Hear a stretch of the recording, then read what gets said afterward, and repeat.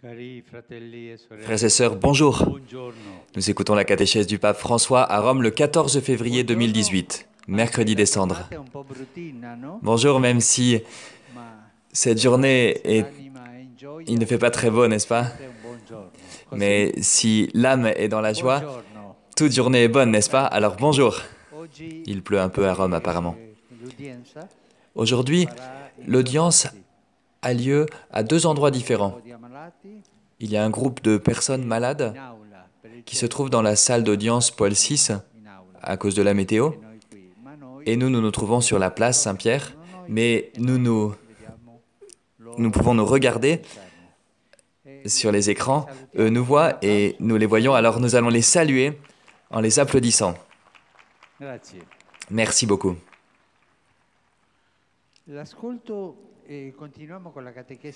Nous poursuivons notre catéchèse sur la messe. L'écoute des lectures bibliques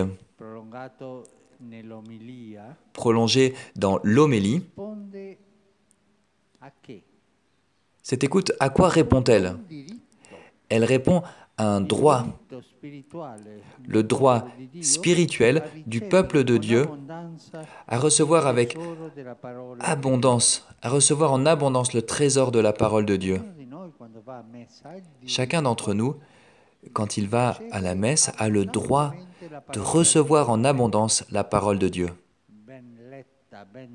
Bien lue, bien dite, et ensuite bien expliquée dans l'homélie. C'est un droit. Et quand la parole de Dieu n'est pas bien lue, quand elle n'est pas bien prêchée avec ferveur par le diacre, le prêtre, l'évêque, alors on enfreint un droit des fidèles. Nous avons le droit d'écouter la parole de Dieu. Le Seigneur parle pour tous, pour les pasteurs, pour les fidèles. Il frappe à la porte du cœur de ceux qui participent à la messe, chacun dans son état de vie, sa condition, son âge. Il suscite des germes de vie nouvelle, de réconciliation par sa parole. Par sa parole, il frappe à la porte du cœur et il change les cœurs. Voilà pourquoi, après l'homélie, un temps de silence permet que cette semence puisse sédimenter, puisse germer pour que se produise l'action que l'Esprit Saint a suggérée à chacun. Le silence après l'homélie, un bon temps de silence, un beau silence. Et chacun peut donc penser à ce qu'il vient d'entendre. Après ce temps de silence, comment la messe se poursuit-elle? La réponse personnelle de foi s'insère dans la profession de foi de l'Église, exprimée dans le credo. Nous récitons tous le credo à la messe. Toute l'assemblée le récite.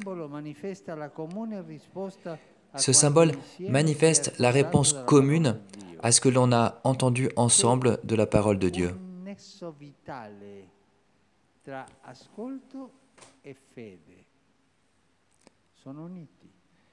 Donc, une expérience d'église et de foi. Cette foi ne naît pas de la fantaisie d'esprit humain, mais comme le rappelle saint Paul, elle vient de l'écoute et de l'écoute de la parole de Dieu. La foi est alimentée donc de l'écoute et elle conduit au sacrement. C'est ainsi que la récitation du credo fait que l'assemblée liturgique puisse revenir dans la méditation, la profession des grands mystères de la foi avant de les célébrer dans l'Eucharistie. Le symbole de foi lie l'Eucharistie avec le baptême reçu au nom du Père, du Fils et du Saint-Esprit. Et cela nous rappelle que les sacrements ne peuvent être compris qu'à la lumière de la foi de l'Église. La réponse à la parole de Dieu, accueillie avec foi, s'exprime dans la supplication commune, appelée prière universelle, car elle embrasse les besoins de l'Église et du monde. On l'appelle prière des fidèles, prière universelle. Les pères du Concile Vatican II ont voulu reprendre cette prière après l'Évangile et l'homélie, en particulier les dimanches et les jours de fête, pour que, avec la participation du peuple, on puisse faire des prières pour la Sainte Église, pour ceux qui nous gouvernent, pour ceux qui se trouvent dans différents besoins, pour tous les hommes et pour le salut du monde entier. Voilà pourquoi, sous la direction du prêtre qui introduit et conclut le peuple, exerçant son sacerdoce baptismal, offre à Dieu des prières pour le salut de tous. Et après les intentions individuelles proposées par le diacre ou un lecteur, l'Assemblée unit sa voix en invoquant « Seigneur, écoute-nous, Seigneur, exauce-nous ». Nous nous rappelons ce que Jésus nous a dit. « Si vous demeurez en moi, et si mes paroles demeurent en vous, demandez ce que vous voulez, et cela se réalisera pour vous. » Mais peut-être n'y croyons-nous pas, parce que nous avons peu de foi. Et si nous avions, comme nous dit Jésus, la foi comme une graine de moutarde, nous recevrions tout.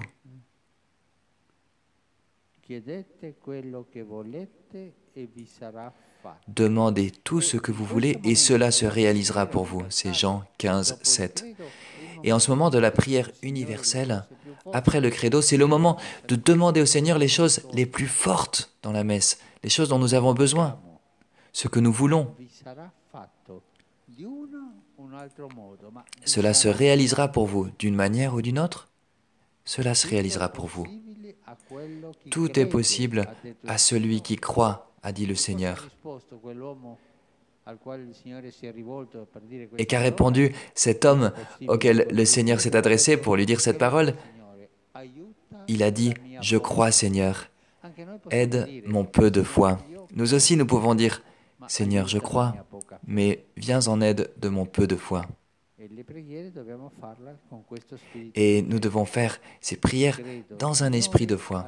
« Je crois, Seigneur, viens en aide de mon peu de foi. » Les prétentions de logique mondaine, au contraire, ne nous dirigent pas vers le ciel. De la même manière que les prières autoréférencées ne sont pas exaucées, on invite donc le peuple fidèle à invoquer, à croire, en demandant les besoins concrets de la communauté ecclésiale et du monde, en évitant d'avoir recours à des formules conventionnelles et myopes. La prière universelle qui conclut la liturgie de la parole nous exhorte donc à faire nôtre le regard de Dieu qui prend soin de chacun de ses fidèles. Merci.